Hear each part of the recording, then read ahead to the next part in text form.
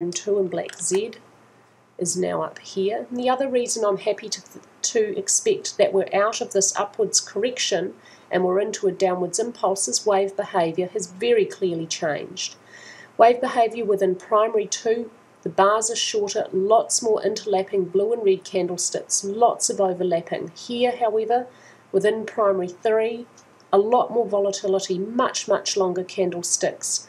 Correct impulses to the downside, very clean and obvious, with small corrections interspersed. Within this primary third wave, I have a 5 waves down for minor 1, an expanded flat correction, A, B, C for blue or minor 2. The C wave, an ending contracting diagonal, has failed to travel 1.618, the length of wave A.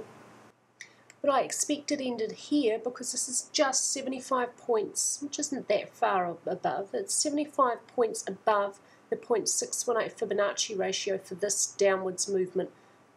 I've labelled here minor or blue wave 1. So I expect that's why the C wave at minute or pink degree failed to travel 1.618, the length of this A wave, which is the most common relationship between A and C within an expanded flat. Thereafter, this wave count says that the Dow is in blue or minor 3 to the downside, which at pink or minute degree will subdivide into a simple impulsive structure, the only allowable structure for a third wave, a 1, 2, 3, 4, 5 to the downside. Our first target in the first instance, midterm target for blue 3 to end at 9,127 is where it will reach equality with 1.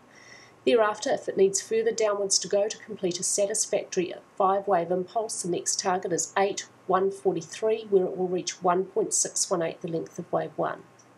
Now this third wave at pink or minute degree is underway. We should not see any movement above 10,479.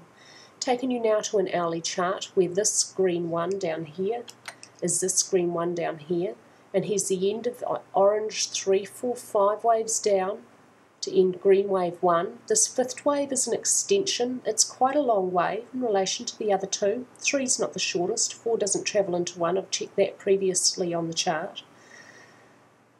It's a really common wave behaviour following fifth wave extensions. Tells us to expect a deep correction to end around about the end of wave 2 within the extension, which is here at 10,252, which is right in the middle of my target zone. 271 is the 0.618 Fibonacci ratio of this downwards wave 1 green, which ended down here. So this would be a deep 0.618 Fibonacci ratio correction.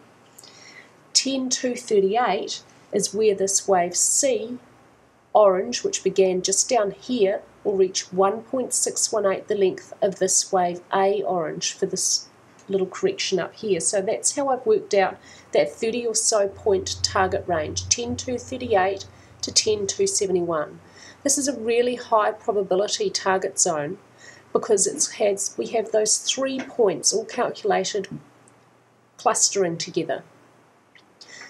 We need to see from this point down here upwards, we need to see a satisfactory 5-wave structure. Looks like most likely it's going to be a simple impulse because this first wave has subdivided into a 5-wave structure and not a zigzag. If this was the only other option for the C wave at orange degree, is to be an ending diagonal, which requires each and every subwave to subdivide into zigzags, and this doesn't look like the case here. It's going to be a simple impulse, which is good because it's much easier to analyse and trade. So we have a 1, 2, working on a 3, probably to finish on Monday, 4, which cannot then move down into 1. If my labelling just on here on this hourly chart is correct, that would be the invalidation point. And another little wave up to end the second wave at green degree somewhere in this little target zone. Thereafter, when that's over, we should see some really strong downwards movement from the Dow because this is a third wave at green degree, within a third wave at pink degree, within a third wave at blue degree. So it's the middle of a third wave. It should be have the strongest downwards momentum that we're going to see for another few weeks. So that's all for me with your Dow analysis. We've got some pretty good targets both in terms of time and price, mid, low and long-term targets. I hope this helps you in your trading, and I hope everyone's having a fabulous weekend.